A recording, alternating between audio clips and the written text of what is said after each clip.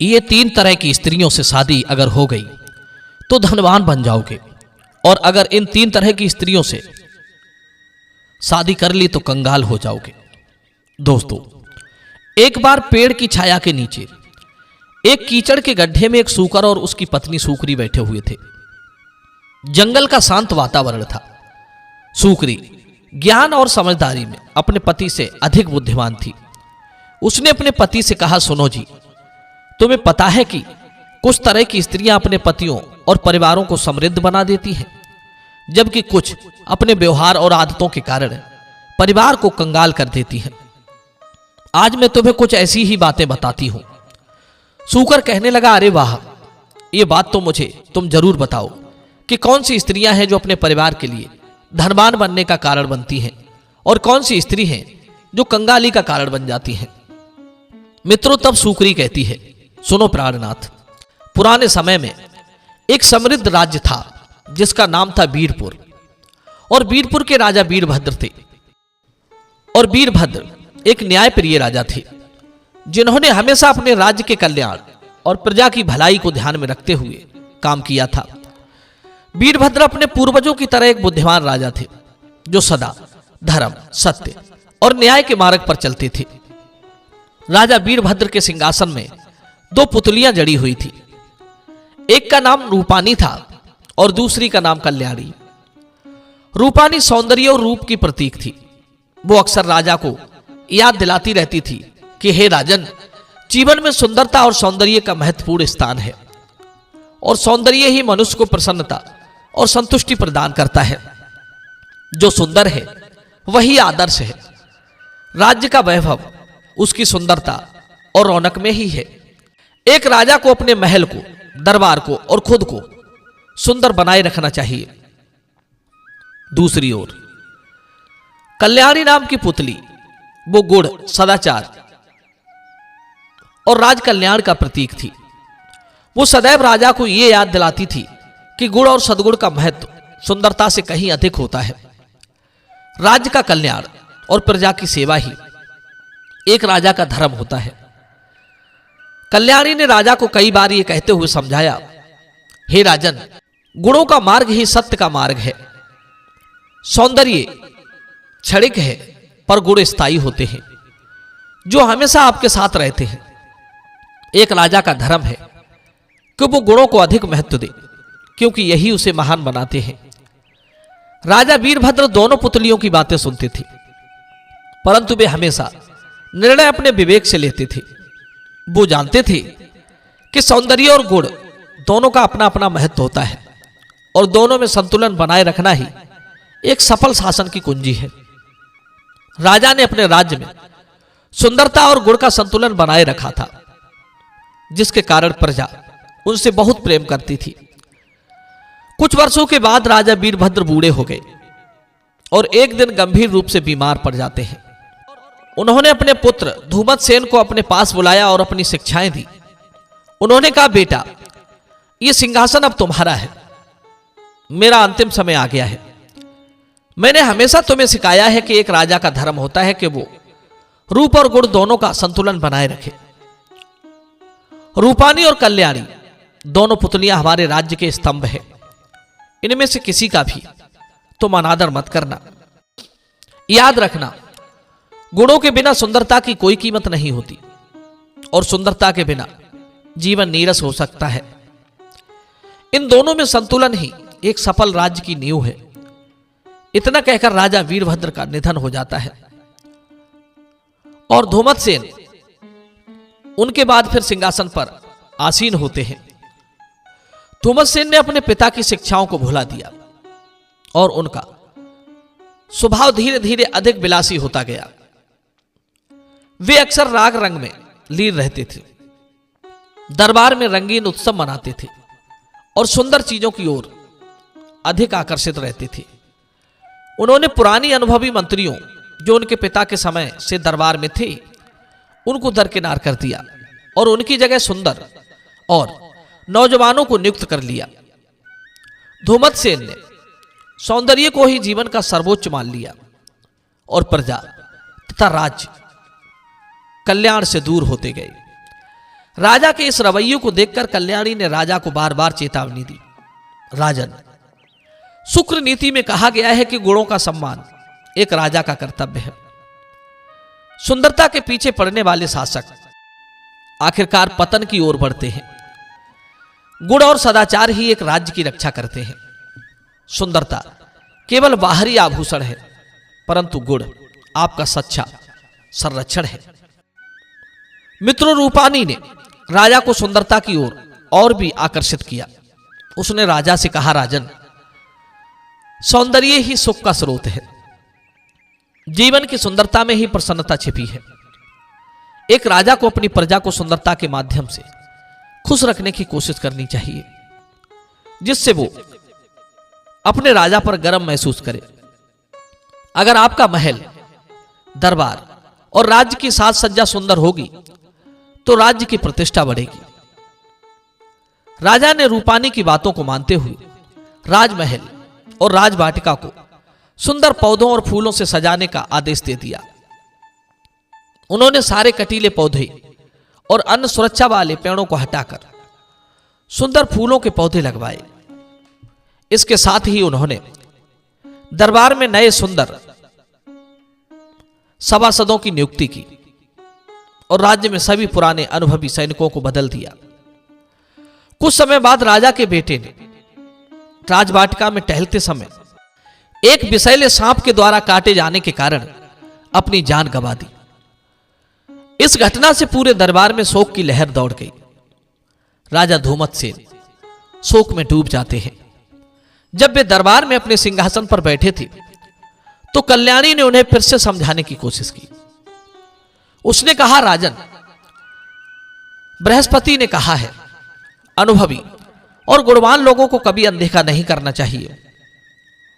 आपने सुरक्षा के लिए लगाए गए कटीले पौधों को हटाकर सुंदर सुंदर पौधे लगवाए, लेकिन वे सांप जैसे खतरों से सुरक्षा नहीं दे सके। साथ ही आपने राजवैद्य को भी दरबार से निष्कासित कर दिया, जो विष का उपचार कर सकते थे। राजा को यह सुनकर क्रोध आ गया। उन्होंने कल्याणी को चुप करवा दिया और कहा कि तुम हमेशा उपदेश देने का ही काम करती हो। मुझे ऐसे समय में शांत होना चाहिए, ना कि तुम्हारे उपदेश। तभी रूपाणी ने राजा का साथ देते हुए कहा, राजन, शोक के समय में ऐसी बातों का उल्लेख करना उचित नहीं है। सौंदर्य ही जीवन को खुशहाल बनाता है। रूपाणी की बातों ने राजा को और अधिक विलास में डुबो दिया। उन्होंने दरबार में सभी अनुभवी और गुणवान लोगों को हटा दिया और उनकी जगह सुंदर नवयुवकों को नियुक्त कर लिया। राजा धूमतसेन ने दरबार में राग रंग नृत्य संगीत का प्रचलन शुरू कर दिया। धीरे धीरे राज्य का विकास रुक गया। प्रजा दुखी होने लगी और राज्य में अराजकता फैलने लगी। उसी समय वीरपुर के पड़ोसी राज्य के राजा ने इस स्थिति का फायदा उठाने का फैसला किया। उसने सोचा कि वीरपुर में अब सुरक्षा और अनुशासन कमजोर हो गया है। उसने वीरपुर पर हमला कर दिया। जब राजा धूमतसेन को इस आक्रमण की सूचना मिली तो वो घबरा जाता है। उसके पास ना तो अनुभवी मंत्री थे और ना ही कुशल सेनापति। उन्होंने तुरंत अपने सिंहासन के पास जाकर कल्याणी से प्रार्थना की और उससे सहायता की विनती की। कल्याणी ने कहा, राजन, चाणक्य नीति में कहा गया है कि अनुभवी और गुणवान लोगों का साथ संकट के समय में बहुत आवश्यक होता है। आपको अपनी सेना में पुराने अनुभवी सैनिकों को फिर से भर्ती करना चाहिए। आधी रात के समय शत्रु पर अचानक हमला करें।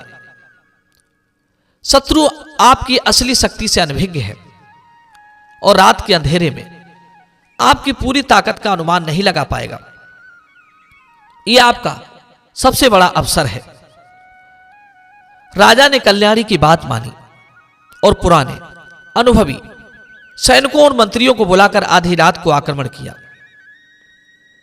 शत्रु इस आक्रमण के लिए तैयार नहीं थे और वीरपुर की सेना ने उन्हें पराजित कर दिया।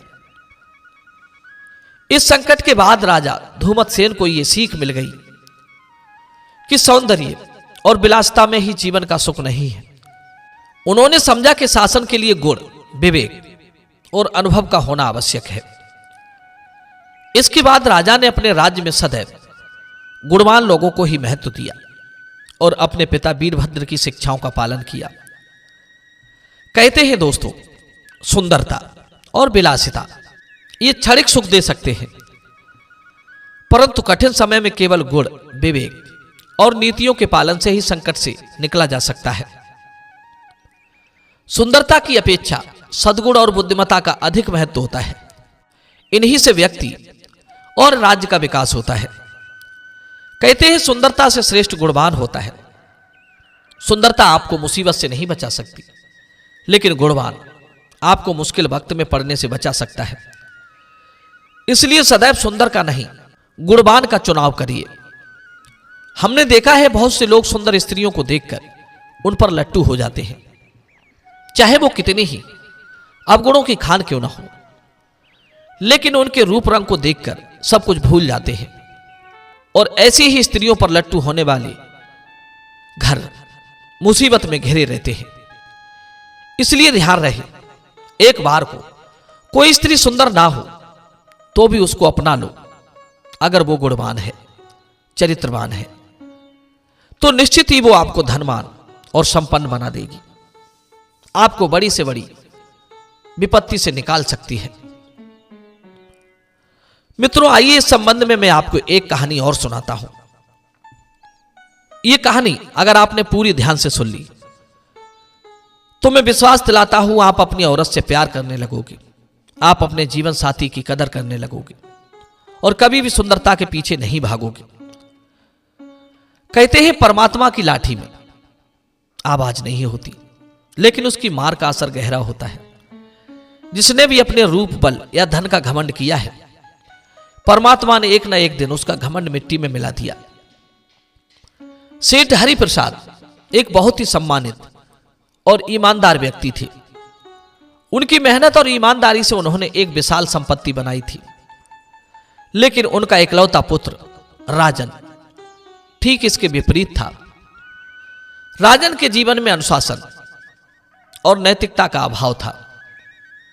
वो दिन रात शराब में डूबा रहता था और वेश्याओं के घर पर अपना समय और धन बर्बाद करता था।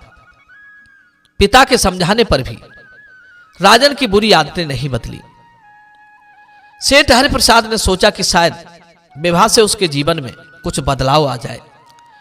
यही सोचकर उन्होंने अपने पुत्र की शादी एक संस्कारी और गूढ़ी लड़की से कर दी, जिसका नाम आरती था। आरती को यह उम्मीद थी कि विवाह के बाद उसके पति का प्रेम और सहारा उसे मिलेगा। लेकिन राजन की रुचि अभी भी शराब और शहर की सबसे सुंदर वेश्या में थी। रात बेरात वो अपने घर से बाहर चला जाता था और आरती अकेले अपने पति के इंतजार में दुखी बैठी रहती थी।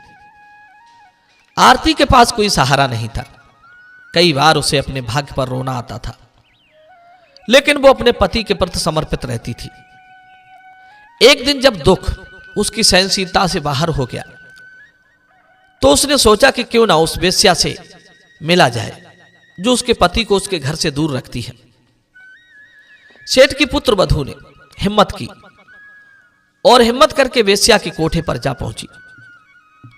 वेश्या, जिसका नाम सुलोचना था, वेश्या ने आरती को देखा और सोचा कि यह कैसी विचित्र बात है कि इतने प्रतिष्ठित घर की बहू उसके पास आई है। उसने आरती से कारण पूछा। आरती ने अपनी सारी कहानी उसे समझा दी और उससे विनती की, बहन, मेरा जीवन तो नरक बन गया है। जब से मेरी शादी हुई है, मैंने अपने पति को केवल आपके यहां देखा है। कृपा करके मुझे मेरा पति वापस दे दीजिए। सुलोचना को आरती की बात सुनकर दया आ जाती है। उसने राजन के व्यवहार पर विचार किया और आरती की मदद करने का फैसला किया। उसने वादा किया कि वो राजन को समझाएगी और उसे सही रास्ते पर लाने का प्रयास करेगी। अगले दिन जब राजन सुलोचना के पास पहुंचा तो सुलोचना ने उसके सामने 2 गिलास रखे, एक सोने का भरा और एक मिट्टी का। दोनों गिलासों में पानी भरा हुआ था। राजन की आदत थी कि वो हमेशा सोने के गिलास में ही पानी पीता था, इसलिए उसने सोने का गिलास उठाया और पानी पीने लगा। लेकिन वो पानी का स्वाद ज्यादा अच्छा नहीं था। फिर उसने मिट्टी के गिलास में पानी पिया और उसे पानी शुद्ध और ताजगी भरा महसूस हुआ। राजन ने हैरानी से सुलोचना से पूछा, यह क्या बात है? सोने के गिलास का पानी मिट्टी के गिलास के पानी की अपेक्षा अधिक स्वादिष्ट नहीं था, जबकि मिट्टी के गिलास का पानी शुद्ध और निर्मल था। सुलोचना ने मुस्कुराते हुए कहा, सोने का गिलास हमारी तरह होता है, जो बाहर से सुंदर तो होता है, खूब लोगों को आकर्षित करता है, परंतु अंदर से अस्वच्छ और अस्थिर होता है। जबकि मिट्टी का गिलास तुम्हारी पत्नी की तरह है, जो बाहर से साधारण और सरल है, लेकिन उसकी आत्मा पवित्र और निर्मल है। यह गिलास दिखाता है कि बाहरी सुंदरता केवल क्षणिक है, लेकिन सच्ची सुंदरता उस स्वभाव और गुण में होती है जो अंदर छिपा होता है। कहते हैं कि गुणी व्यक्ति का जीवन सच्चे आभूषण से सुसज्जित होता है, ना कि केवल बाहरी आडंबर से। जिस तरह सोने के गहने पहनने से कोई महान नहीं बनता, वैसे ही बाहरी आकर्षण से सच्चा सुख नहीं मिलता। सुख और शांति का आधार केवल गुण है। राजन ने उसकी बातें ध्यान से सुनी। बेस्या ने फिर कहा, कहते हैं कि जीवन में असली सुख पाने के लिए व्यक्ति को अपने आंतरिक गुणों का विकास करना चाहिए। बाहरी दिखावे के पीछे भागने वाला व्यक्ति अपने वास्तविक कर्तव्यों से विमुख हो जाता है और अंत में दुख और निराशा का सामना करता है। जो व्यक्ति अपने परिवार और समाज की मर्यादा का पालन करता है, वही सच्चे सम्मान का पात्र होता है। बिना कर्तव्य के किसी भी सफलता का अर्थ नहीं होता। जो व्यक्ति अपने परिवार के प्रति जिम्मेदार नहीं है, उसका जीवन व्यर्थ है। बेस्या के समझाने पर राजन को एहसास हुआ कि वो केवल बाहरी आकर्षण और क्षणिक सुख के पीछे भागकर अपने जीवन की सबसे बड़ी जिम्मेदारी अपनी पत्नी और परिवार को भूल रहा है। उसे अपनी गलती का एहसास हुआ और उसने सुलोचना से वादा किया कि अब वो अपनी पत्नी के पास लौट कर जाएगा और उसे सच्चा सुख देने का प्रयास करेगा। इस प्रकार से दोस्तों, सुलोचना ने राजन को सही रास्ता दिखा दिया। राजन अपनी पत्नी के पास लौट आया, उससे माफी मांगी और अपनी बुरी आदतों को त्याग कर एक नया जीवन शुरू करने का संकल्प किया। आगे सुकरी कहती है कि पतिदेव, केवल बाहरी सुंदरता से व्यक्ति को सुख और संपत्ति नहीं मिलती। ऐसी स्त्रियां जिनके पास पवित्रता, स्नेह और संयम और कर्तव्य का भाव होता है, वो ही परिवार में खुशहाली और धन संपत्ति का कारण बनती हैं। उनके गुण घर के अन्य सदस्यों पर भी एक सकारात्मक प्रभाव डालते हैं, जिससे घर में प्रेम और संतुलन बना रहता है। जिन स्त्रियों में सिर्फ बाहरी सुंदरता है लेकिन गुणों का अभाव है, वे परिवार के लिए आर्थिक और मानसिक समस्या का कारण बन जाती हैं। नंबर 2, जिन स्त्रियों में संयम, त्याग, प्रेम का गुण होता है, वे परिवार को आर्थिक रूप से स्थिर और खुशहाल बनाती हैं। ऐसी स्त्रियां अपनी बुद्धिमत्ता से धन की सही उपयोग और बचत करने में सहायक होती हैं। शुक्र नीति कहती है कि जो स्त्री सत्यनिष्ठ है, दयालु है और जिम्मेदार होती है, वो अपने परिवार की आर्थिक संपन्नता को बढ़ाती है। इसके विपरीत जो स्त्रियां केवल अपने बाहरी रूप पर ध्यान देती हैं और अपने कर्तव्यों को नजरअंदाज करती हैं, वे धन की बर्बादी का कारण बनती हैं। नंबर 3, बाहरी सुंदरता से कोई महिला परिवार को स्थायी धन और सुख नहीं दे सकती। ऐसी स्त्रियां जिनमें संयम और गुणों का अभाव होता है, वे अक्सर परिवार में अनावश्यक खर्च और आर्थिक तनाव का कारण बनती हैं। विदुर जी कहते हैं कि जिस प्रकार सोने के गिलास में भरा हुआ पानी केवल बाहरी रूप से आकर्षक दिखता है, लेकिन अगर उसमें शुद्धता नहीं है तो वो स्वास्थ्य के लिए हानिकारक होता है। ठीक इसी प्रकार रूपवान लेकिन गुणहीन स्त्री परिवार को मानसिक शांति नहीं दे सकती। बाहरी सुंदरता क्षणिक होती है, लेकिन गुण व्यक्ति को स्थायी संतोष और समृद्धि प्रदान करते हैं। नंबर 4, गुणवान स्त्री घर में मां लक्ष्मी के समान होती है। यदि स्त्री में सच्चाई, त्याग, सेवा और संयम का भाव है तो वो घर में मां लक्ष्मी की तरह धन और संपत्ति को स्थिर बनाए रखने में सहायक होती है। चाणक्य नीति भी कहती है कि जो स्त्रियां अपने पति और परिवार के प्रति सच्ची निष्ठा और समर्पण दिखाती हैं, वे अपने आचरण से ही घर में समृद्धि को आकर्षित करती हैं।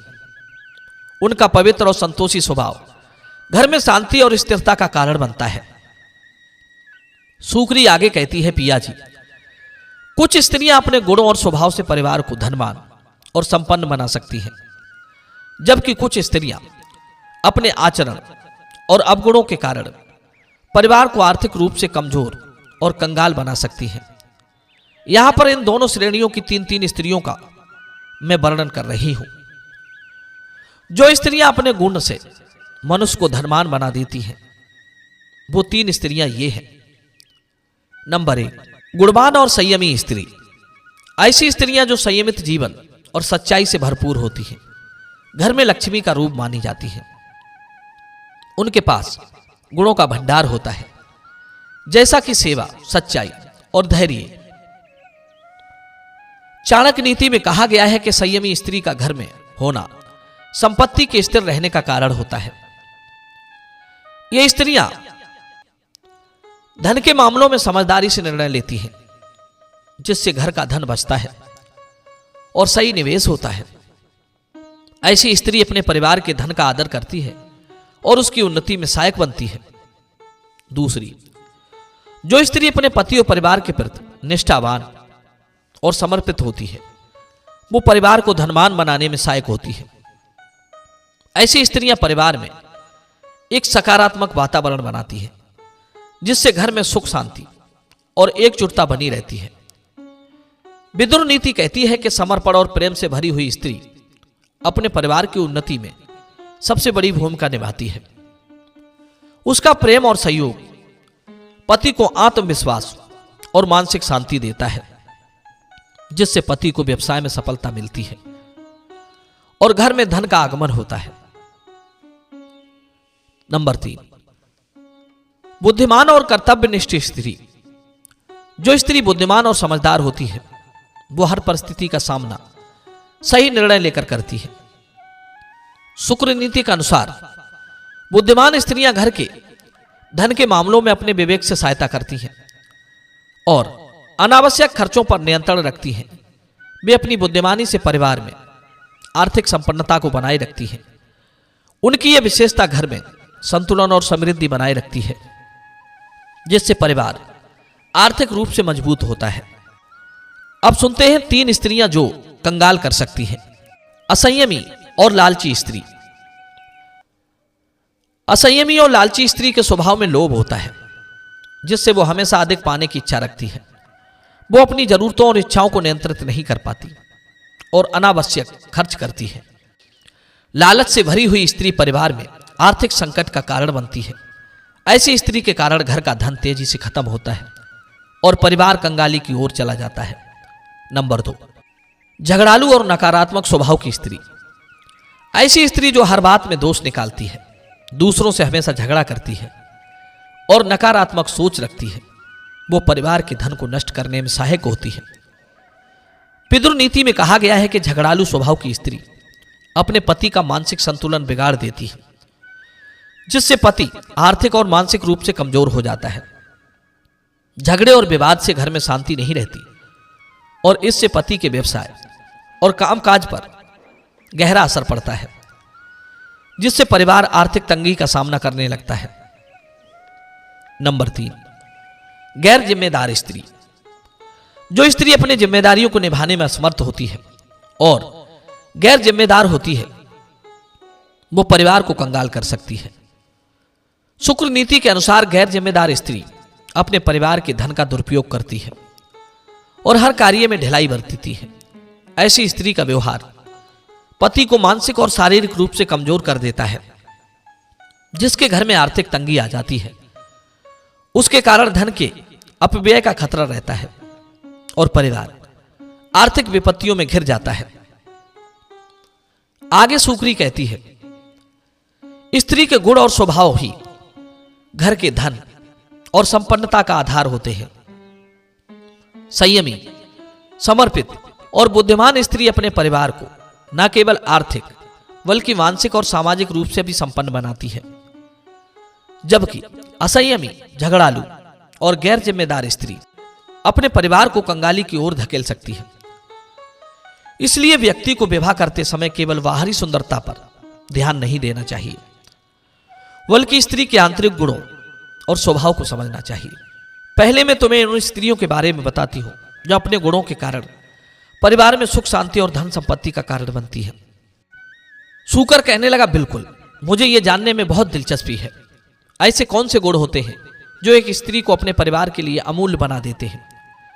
तब सूकरी कहती है, देखो, पहली वो स्त्री होती है जो संयमित और समझदार होती है। ऐसी स्त्री घर के धन और संसाधनों का सही ढंग से उपयोग करती है।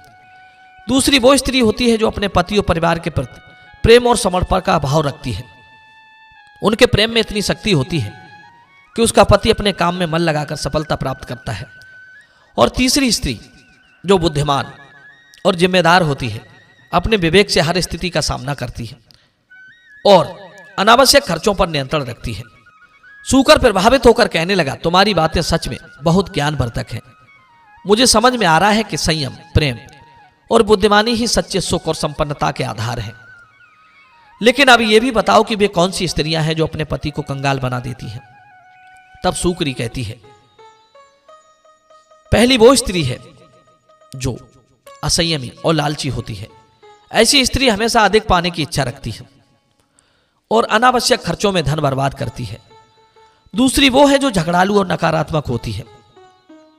उसके स्वभाव के कारण घर का वातावरण खराब हो जाता है, जिससे पति का मन अपने काम में नहीं लगता। धीरे धीरे घर की आर्थिक स्थिति बिगड़ने लगती है। और तीसरी स्त्री वो है जो गैर जिम्मेदार होती है, धन की कदर नहीं करती और अपनी जिम्मेदारियों को निभाने में असफल रहती है। सूकर सोच में पड़ जाता है, वाह, तुमने बड़ी गहरी बातें बताई। इसका मतलब यह है कि स्त्री के गुण और उसका स्वभाव ही परिवार की समृद्धि या कंगाली का कारण बनते हैं। मुझे अब समझ में आ गया है कि एक आदर्श पत्नी वही है जो अपने गुणों और आचरण से अपने परिवार को सच्ची खुशी और संपन्नता प्रदान करती है। सूकरी कहती है, बिल्कुल सही कहा। इसीलिए बाहरी रूप से अधिक महत्वपूर्ण स्त्री के गुण और स्वभाव होते हैं। पति को अपनी पत्नी के रूप और गुणों को अच्छे से समझना चाहिए, तभी वो परिवार के लिए एक अच्छा मार्गदर्शक बन सकता है। सूकर ने अपनी समझदारी भरी पत्नी की बातें ध्यान से सुनी और उसके ज्ञान की सराहना की।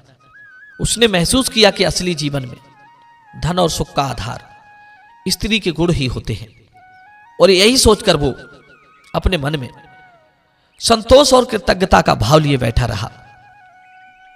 दोस्तों, ये कहानी कैसी लगी कमेंट सेक्शन में हमें जरूर बताना। मिलते हैं आपसे अगली वीडियो में एक और ज्ञानवर्धक कहानी के साथ। आप सभी का बहुत बहुत धन्यवाद। जय श्री कृष्ण।